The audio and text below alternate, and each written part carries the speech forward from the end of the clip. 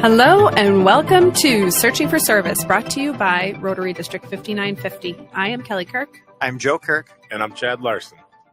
Before we dive into who our guest is today, Joe's going to remind us of our show's purpose. Our show's purpose is to connect people of service through stories of service.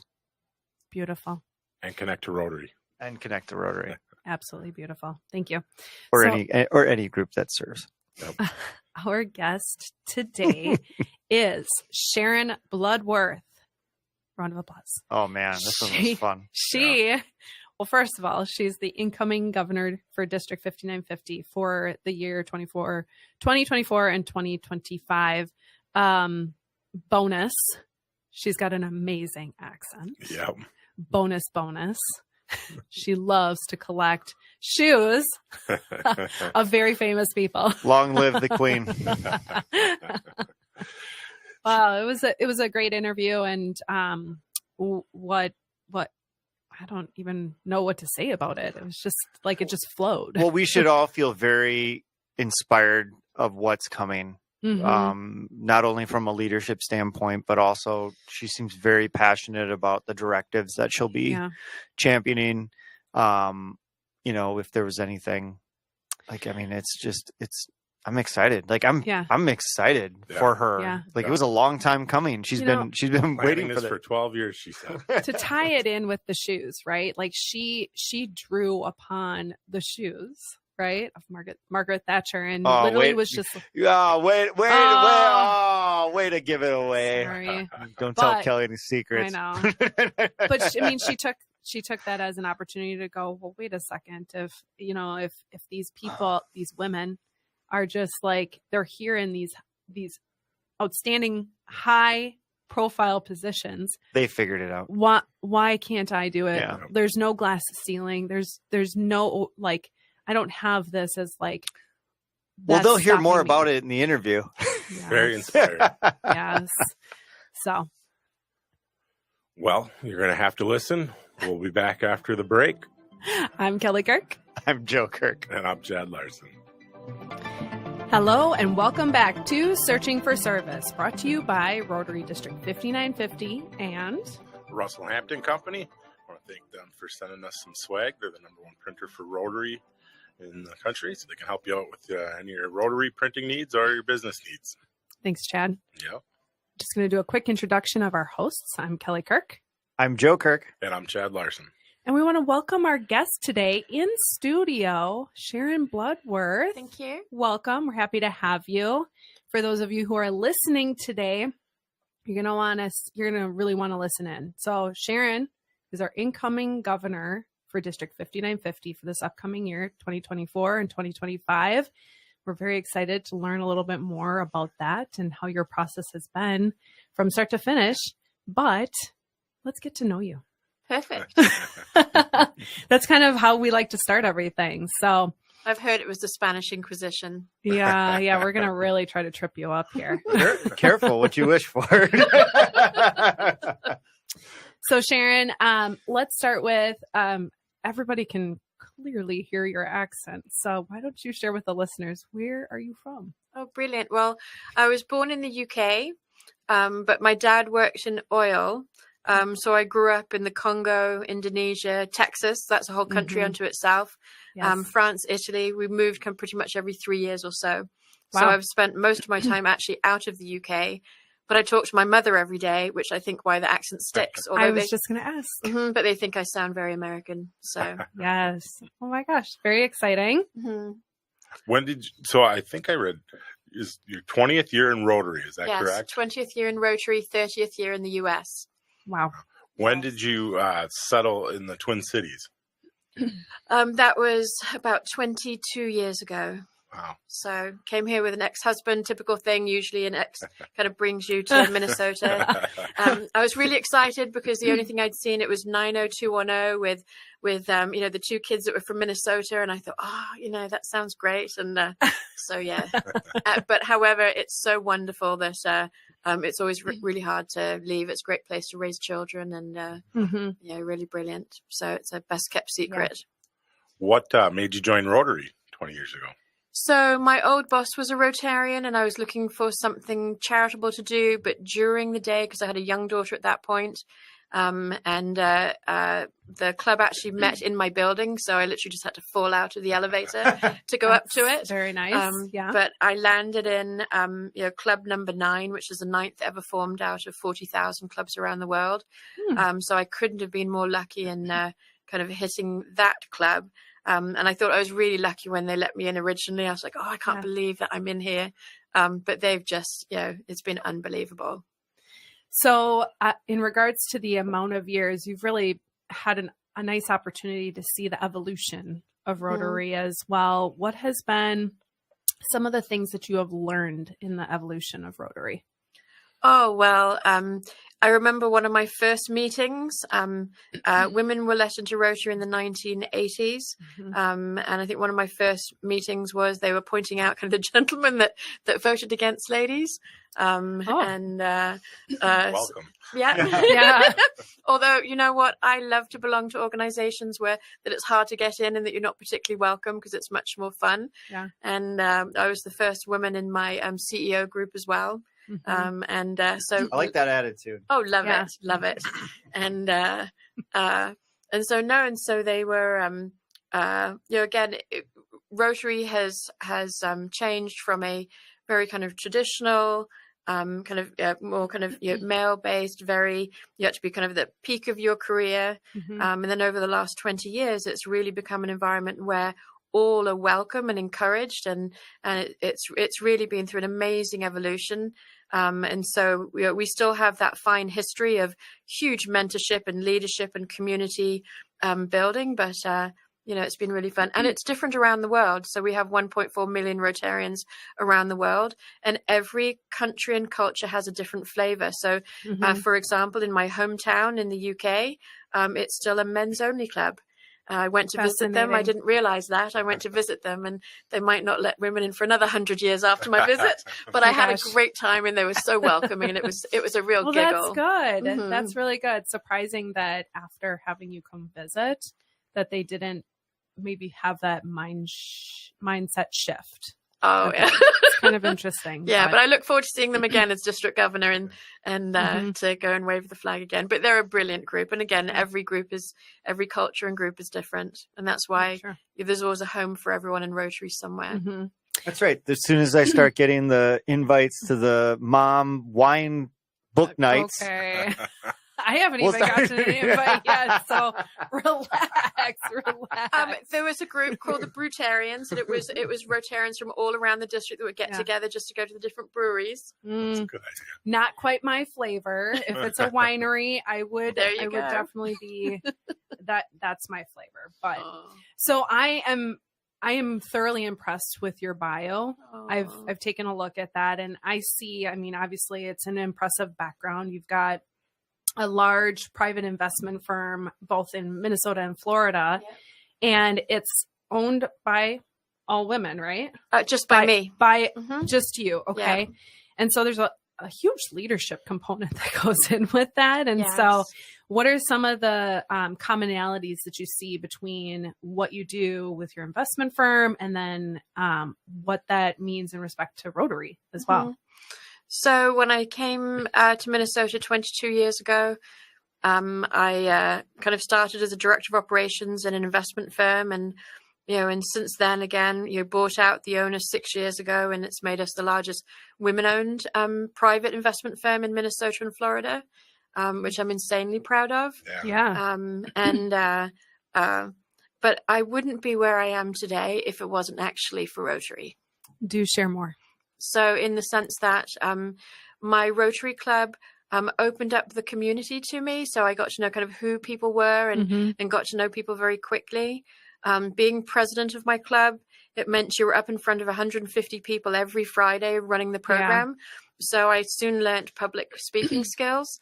And then I just had great mentorship and leadership. I always think that if you have a better skier in front of you, you automatically raise your game. And so, that was really brilliant. And I just thought, just the luckiest thing. And there was a gentleman that I went out to lunch with probably 6 or 7 years ago. It's pre-COVID.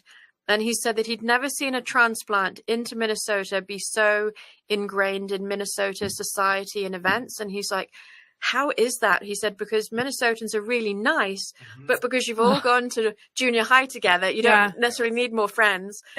So tribal. Well, it's certainly not the first time that has come up on our podcast too, and it probably won't be the last, but yes.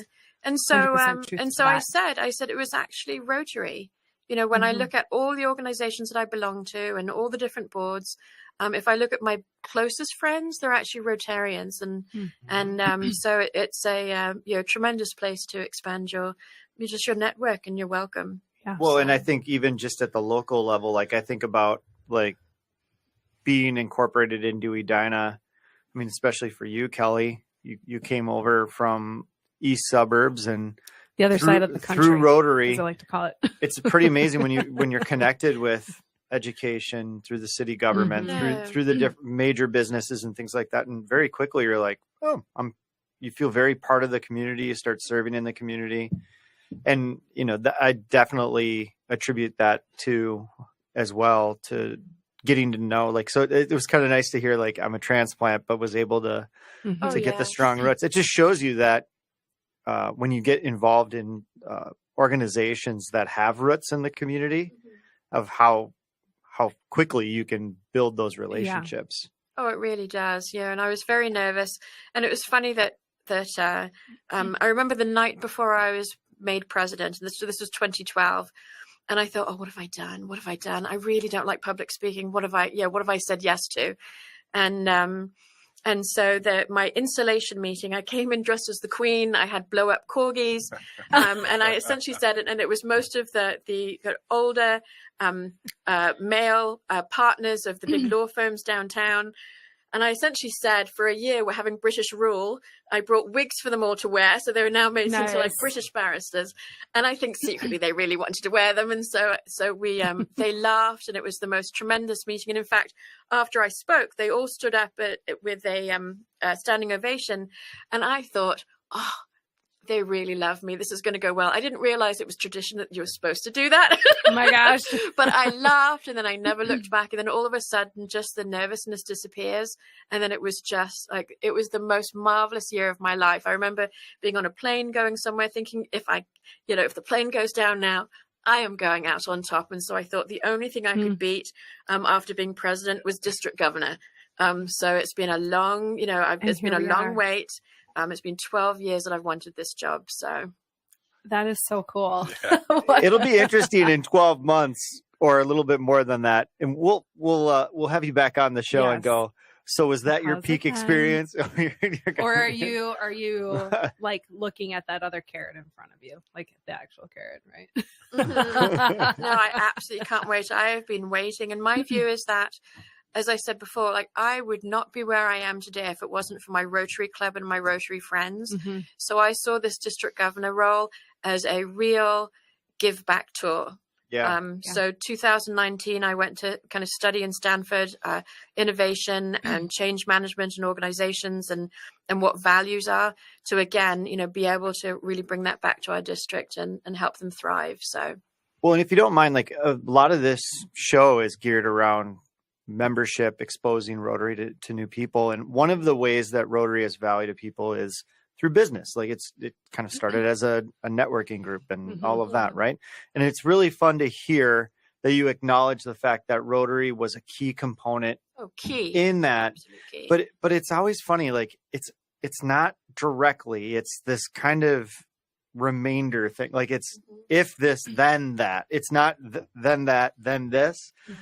For all of those of you listening, I'm sure that you're like, what the heck is Joe talking about? Because I was using my hands. But anyway, like it's this like serving first component and like showing people who you are.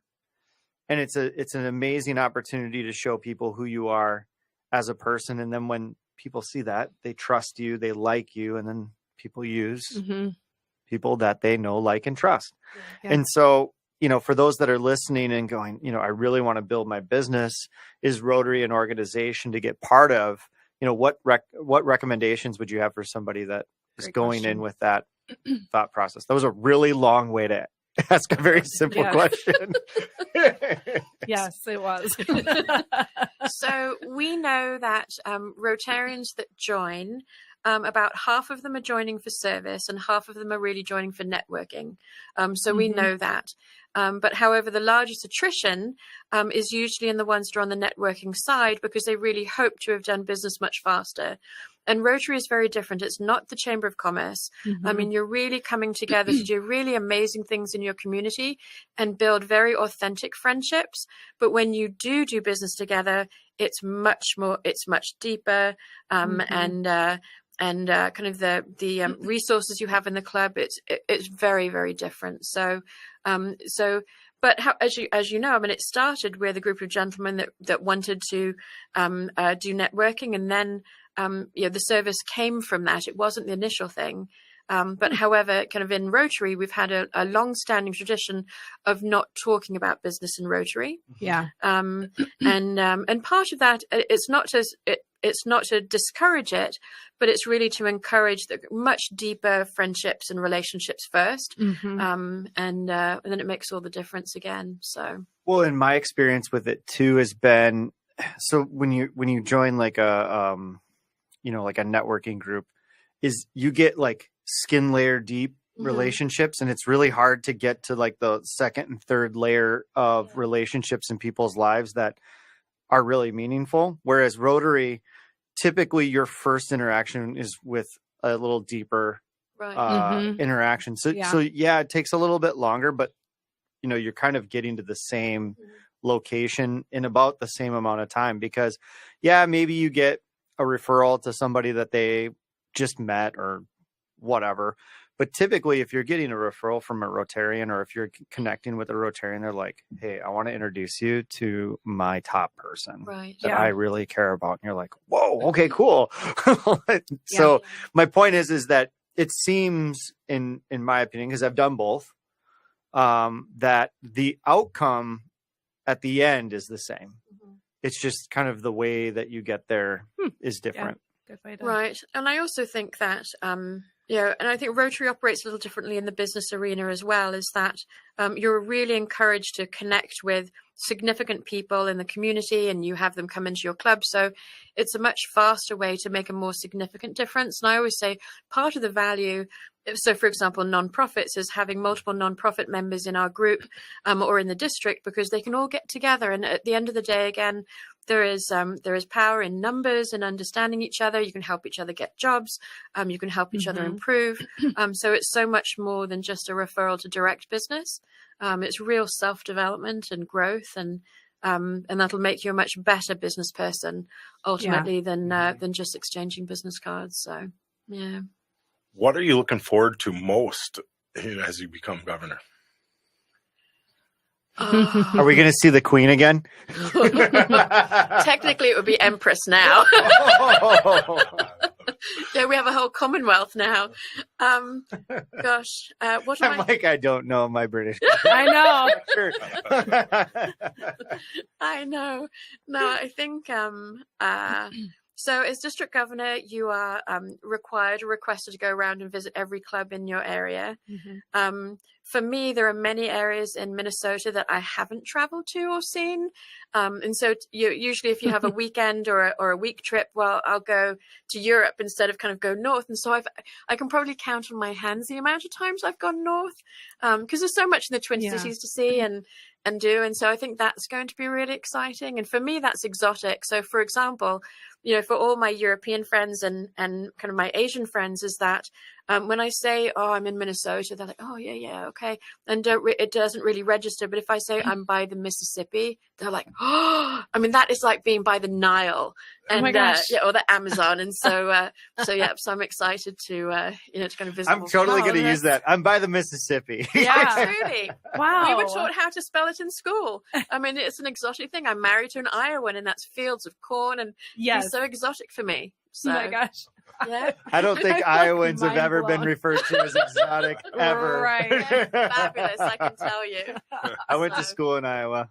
Oh. We'll call them fabulous. Okay. Yeah. So I'm looking forward to a lot of things. Thanks for your question. And and not only visiting the clubs, but helping make significant change. Rotary has 1.4 million people around the world, but it's rising in the East. So India has exploded in terms of membership, but in the West, we're top in terms of fundraising, but our membership is declining. Yeah. And again, because the world is changing and people don't join things as much, and it's no different to churches and other organizations.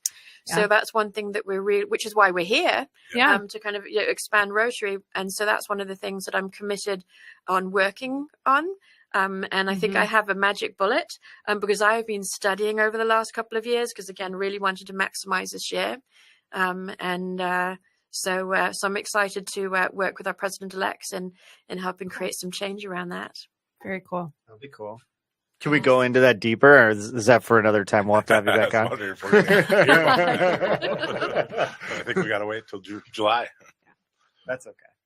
How's that for a teaser? I know. Yeah, I know. Okay. Like, what?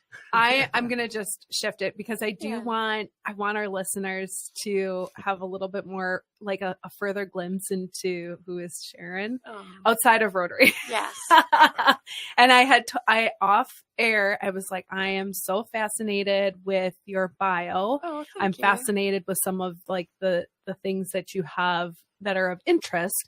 And one of them is you collect shoes of very famous women. That's right. Including Margaret Thatcher and another one of my favorites, Audrey Hepburn. Oh, I love her. We have a huge picture of Audrey Hepburn that was given to me. You're on the list too. Oh, I didn't know that, Sharon. husband number one. Yeah. Give her a pair of Crocs. So where did that passion come from? I want to know where the passion came from. It was accidental. Okay. Margaret Thatcher had passed away, and her family were auctioning her goods at Christie's in London.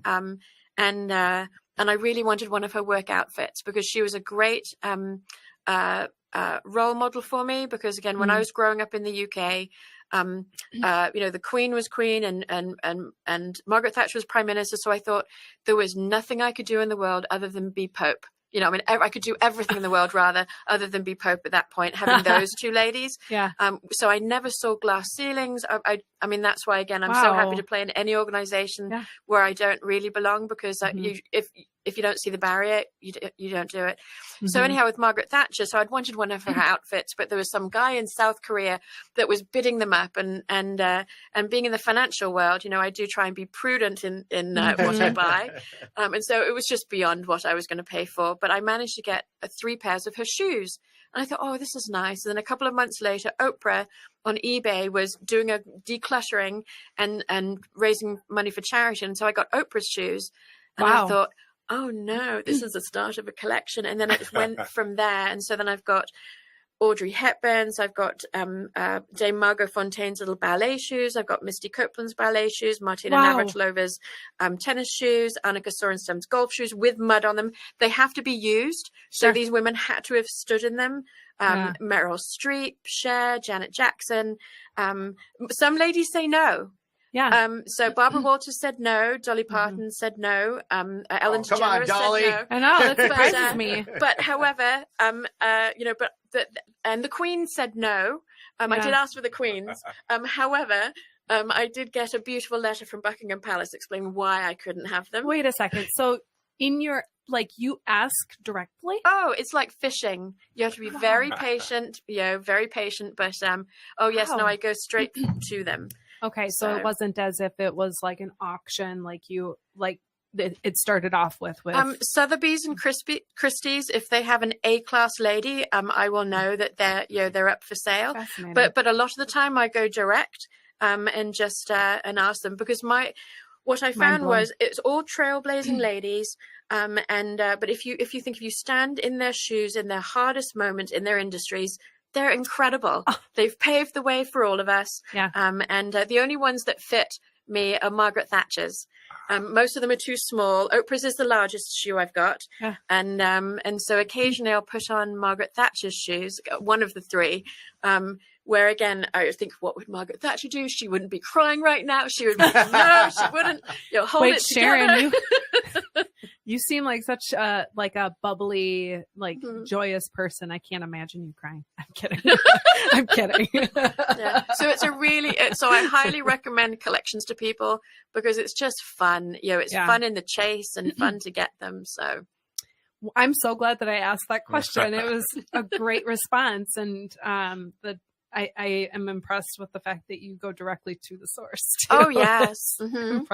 I love the thought process of like, what would they do? And like, you're literally standing in their shoes. You are standing in their shoes. That's actually. And some really of these women have been through like tremendous adversity, and so you think it's so occasionally if I have to speak to really large groups that I'm a little bit nervous about, Margaret Thatcher's shoes work. Oh, love it. And I have a handbag too. So do you display them at home? No, they're all in storage. They've been out for a magazine once, and I have another magazine that wants to photograph them. But ultimately, the goal was to give them to the Victoria and Albert Museum in London. So, but the neatest thing, they had a show of divas that I went around, and they didn't have their shoes, but I had 3 or 4 of them, and I was like, I should really be telling them now they can borrow things. Yeah. So, but that's so cool. So yes, That's great. But the hunt is always on. Yeah, no kidding. That's really fascinating. What a great passion project. I also saw, and you mentioned a tennis player. Yes. You work with the top 100 tennis players for financial advice? Mm-hmm. For financial behaviors, yeah. Behavior, sorry. Thank you. Yeah. How did you get into that arena? I guess, Yeah. So I have so for example, the Super Bowl, most people get really excited and kind of looking at that and kind of the sport of it. But I always, it stresses me somewhat when I see them because again, that the financial aspect of the business is very, very different. And as young people, we're not taught to be really prudent. And you always compare yourself to others with big houses and flashy cars and things like that. And so there's a very high statistic in the NFL of players that are bankrupt, shortly after the money stops. And for me, it's just so frustrating. I think a little bit they're taken advantage of and not given enough education and help. Well, I got this opportunity to help the top 150 women in global tennis. And most of them actually in the top 150 are not US. They're quite often Eastern European. To spend time with them each year at their tournaments in really talking through kind of financial behaviors and helping them think through that, because the wealthier you get, the larger entourage you get. Everybody expects to be paid for, and it's very stressful. And these young women are having to make significantly large kind of investment and kind of investment management decisions alone. And so I love doing that. I do it for pro bono. I've done it for the last kind of 3 or 4 years. And I haven't watched tennis much since the 1980s, kind of this Pete Sampras era. So I don't really know who they are, but the advantage is that then it's just another person in front of you. But it's just very, very satisfying work. And again, it was something that popped up through a client. But it's one of my favorite things to do. And it was really a bright spot during COVID. As something to do outside of kind of my ordinary day. But I have a huge passion in helping people really, really be financially prudent for their entire lives. And you have and same with CEOs, they have kind of a pretty narrow window, like tennis players and others of very high earnings. And so you have to be really smart during that time. So. Well, I love that give back, right? And you said it's pro bono, so it's from the goodness of your heart, right? There's something else just in tandem with that. It sounds like this year you had completed the largest ever fundraiser for our Rotary District 5950. You raised $3 million on top of the usual annual $1 million as a district foundation chair. Okay, let's unpack that. Well, How? well, you can't tell on the radio, but I'm fairly short. So I'm your classic overachiever that's had to kind of, jump up and down to be seen. I come from a kind of I've got 3 siblings and So what happened was that, and I am not a fundraiser. In fact, it's funny that I'm in the work I'm in because I hate to ask for money. I hate to ask people for things or to do things. And in fact, another organization in town had asked me to work on their capital campaign. I was like, oh no, you don't want me. I don't like to ask people for things. And but I went down to Texas on a zone training, which was kind of, where they put kind of lots of Rotary districts together. And learned in Texas, there was this thing called the $1 Million Journey, where it was a goal to raise $1 million. And those Texans, which I've lived in Houston, Texas, and I love Texans with a passion. And, they were very confident about what they had done. And I was like, you know what? Minnesota can do better because number one, our district is the 11th in the world in terms of fundraising. Yeah. Out of 520 districts. And so I brought it back to our district, and our wonderful district governor, Mariana Koff, who went before me. I said, do you mind if I start this here? And she said, yep, no, go ahead. And so then we just had a grand old time and raised $3 million, and it was just wonderful. And it's rare to do that again so quickly. But I really feel that we just hit the tip of the iceberg. So we'll actually be running it again coming up this year. In fact, it's already started. People don't know it yet. You heard it here first. Love it. I can see. I thought you just sold turning. some of your shoes. This will take care of it. For sale. Not for sale, she says. No, thank you. Yeah. But the moral of the story is that actually anyone could do it. Because if I could do it, and I was not a trained fundraiser, and I'm a really reticent person asking for business, and it was really beautiful. Like everyone just opened up their checkbooks, and it was just the most amazing thing ever. And so I'm hoping to do the same thing with membership again. I'm a reticent referrer for that. But I know that the biggest job I've got to do next year is to really raise our membership. And so I plan to take the same enthusiasm and gusto. I feel like you're being super humble right now. And also, they probably were just puddles listening to your accent. That helps. I've had a lot of offers to, will you please record this from my voicemail? And one of my pipe dreams is to be like a little voiceover person. And so, yes. Be like Alexa? Yes, that'd be amazing. Yeah, that would be. So, but seriously, like what do you attribute, like if you could point to one thing as what was the successful measure that really helped you raise money or to get people to give on top of what they already have? Because I mean, that's a significant difference in giving. It's not just, you had some pizzazz. It was obviously something to that. You're like, I'm not unveiling my secrets. Yeah. No, I'm very happy to. It was an incredible group of what we called ambassadors around me. So this was a group effort that we did together. At the end of the day, the charity, the Rotary Foundation, is a really quality charity. I mean, it's 4-star Navigator. Very rare that you achieve that as a charity. So would it be bad to say it was an easy sell? Yeah. Yeah, it would. Like I sell for a living. I'm going. Yeah. There's something there. Yeah. I mean, join the team and I'll tell you our secrets. All right. Yeah. Deal. Okay. That's how you did it. Right there.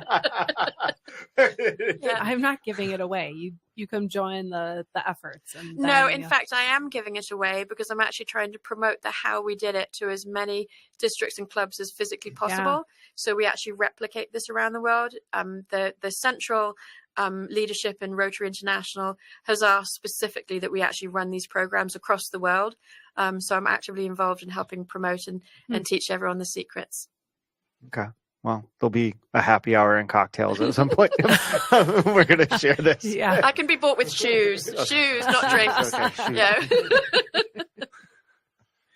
What, with raising that money, obviously it goes to projects. Have you participated? What's been the favorite service project that you've participated in that had the most impact on you? Oh.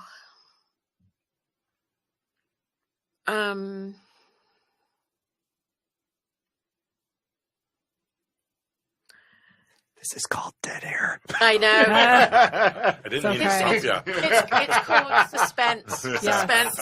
Yeah. I can see Brett over there just giggling. He's like, or we could just. Yes. Yours is, where do I even start? I will tell you one little story before I actually answer kind of your thing directly. So, last week, 2 weeks ago, I was in Orlando, where Rotary International brings all the district governors from around the world, the prospective ones, and then trains us. And so I was having a really nice lunch with a gentleman from Bangladesh and his wife was very friendly, and we were just sitting there having lunch, and he leaned over and he kind of said, there was a project that Rotary did in my country many years ago, and he said it was to build a fish farm. It was a project towards that, and I said, "Oh, that's amazing! That's fascinating." And he said this with tears in his eyes. We cried at lunch, and he said, "Well, do you know that Bangladesh is the 4th largest fish farmer in the world now?" And you just thought, so it took one club starting a project to change the world for a country. Who wouldn't love to do that? Yeah. And it takes one Rotarian to make that change. There were a couple of Rotarians that walked over and helped create the United Nations. And so, that's the beautiful thing about joining Rotary, is that you can change the world, you can change environments. A couple of weeks ago at my club number 9, we had these people come and say they had some photographs from our club that they wanted to deliver from the early 1900s, and we said, "Oh, wonderful, come."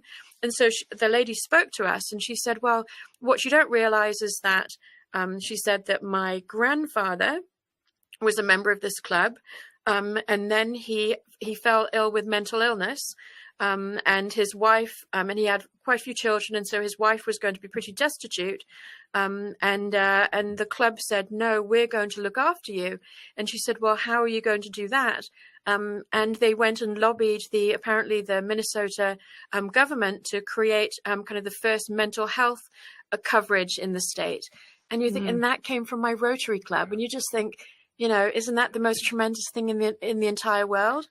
So it's just brilliant. And the difference with Rotary is that because each club has their own foundation, and then you have the grander kind of Rotary Foundation, there are resources and assets and things to do it. You just have to make friends with a club or a country and go on vacation. So for the Bahamas, for example, I went to the Bahamas and I met with a club and they danced there. And unlike ours, we're much more formal. But after that, they said, "Oh, let's get up and dance." And I said, "I'll be back." And then now I found a project that we've almost solidified, where a cruise ship will actually deliver 10,000 pounds of goods for us that we deliver for free. And so I said to the Bahamas, because that's one of their ports, "Can we work with you to do it?" And again, that was just from a visit there. Wow. So, Rotary is it's just magic. In fact, that's the new theme for next year, the magic of Rotary, because it's just brilliant. And it is, as in life, it is what you make it. Like if you're somebody who wants to go and achieve and do it, it's there for you. Wide open book. This is what we call dead air, because we're like, holy cow, you're so right. Brett will edit that one too.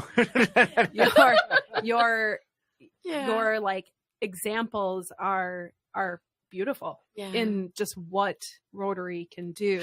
Oh, can I tell you one small more? And large. Yes, sure, oh, of course. Please. So sorry, I just remembered one of my it was one of my favorite moments of the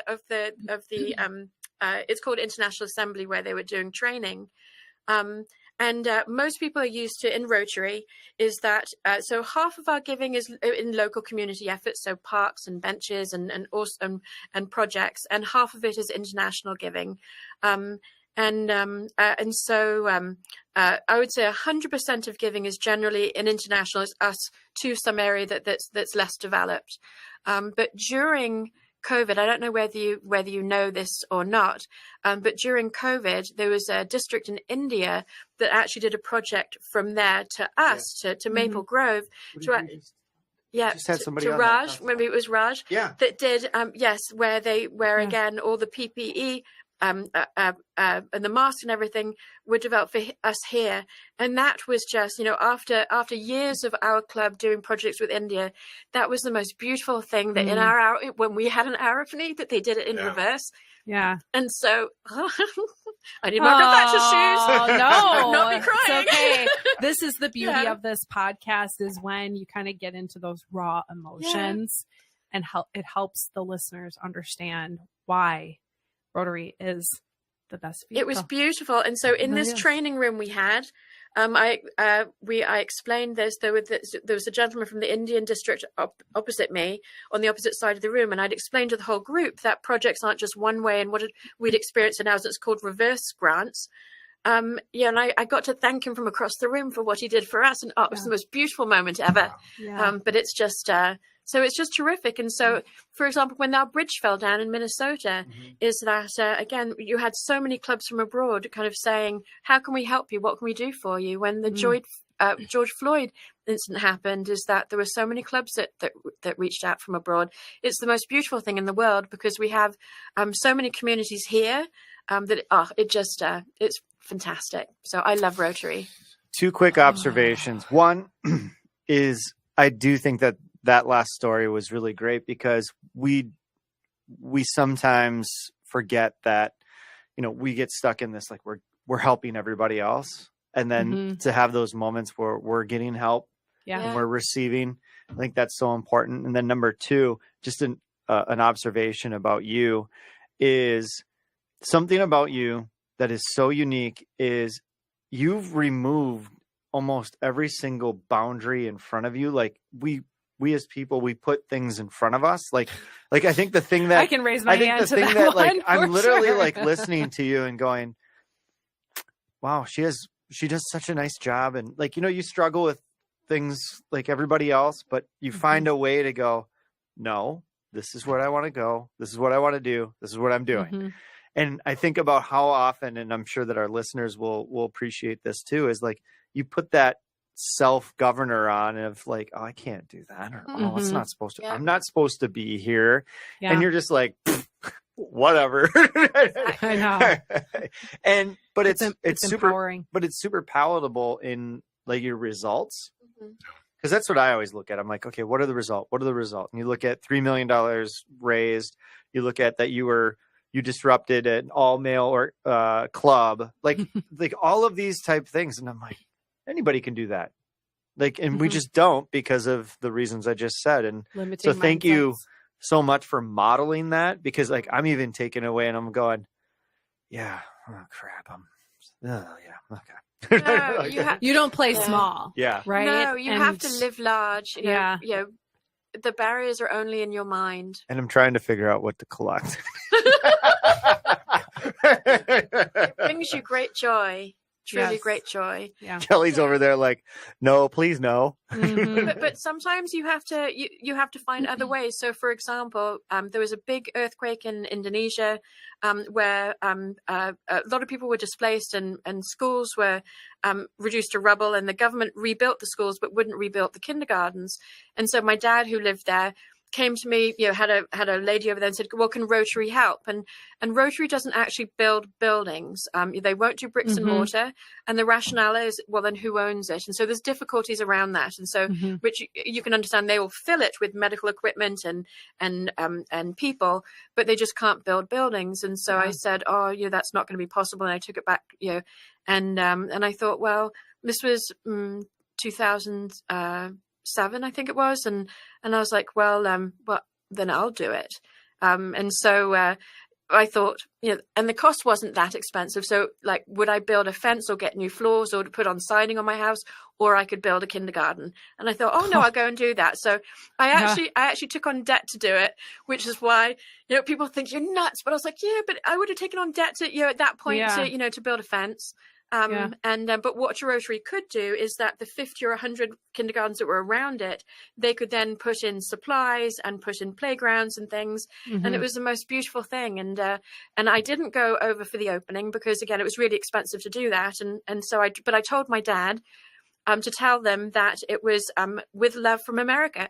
Because again, if it wasn't for America, I would never have the start I would have. Sometimes it's like increasing anti-American sentiment abroad. Whereas if you can tell children, it was actually, no, this is from America, and it was with love. It's been beautiful. So like 50 kids go through there every year. And I went to see it for the first time in 2018, and I cried and cried. Yeah. So it was the most beautiful moment in my I'm life. getting So chills. yeah. I'm getting chills thinking But about That's what Thatcher would do too. So. Oh yeah.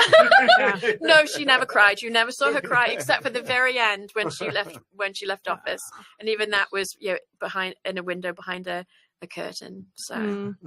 But yeah, so you can see there that again, there was a roadblock, but you can do your own thing. But still, my club took a high interest in Indonesia as well. So we're still able to do more for all of the others as well, just in how we were able to do it. So, yeah.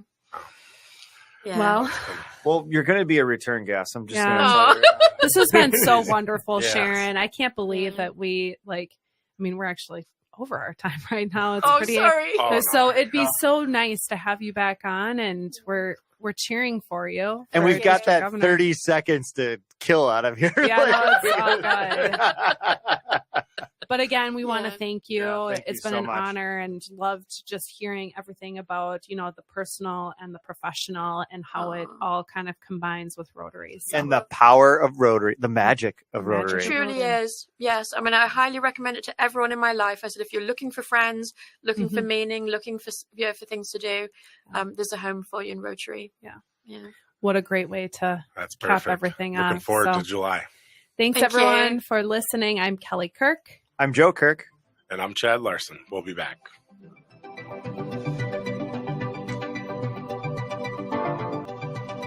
Hello and welcome back to Searching for Service, brought to you by Rotary District 5950. I'm Kelly Kirk.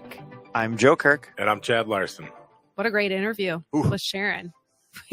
We went through a lot. We unpacked a lot. And if you're not jacked, I just know. don't know what to I tell know. you. What was your key takeaway, Joe? She and I mentioned it in the interview, is just this ability to self-remove obstacles. Mhm.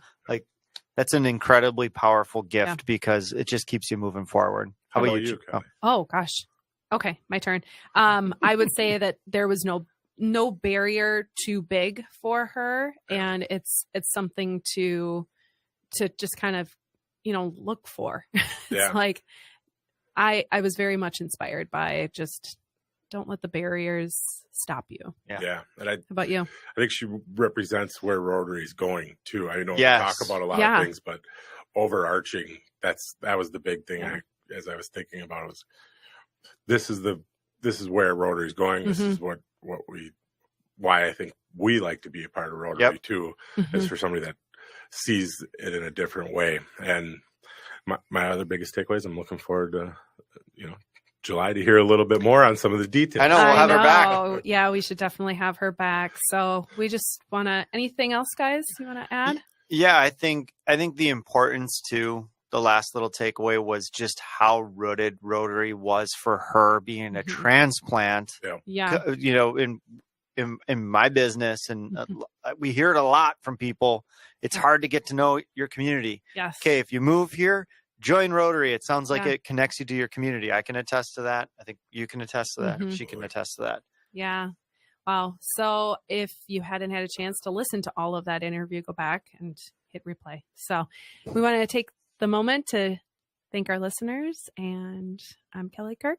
I'm Joe Kirk. And I'm Chad Larson. It's time to stop searching And start serving. We'll see you next week.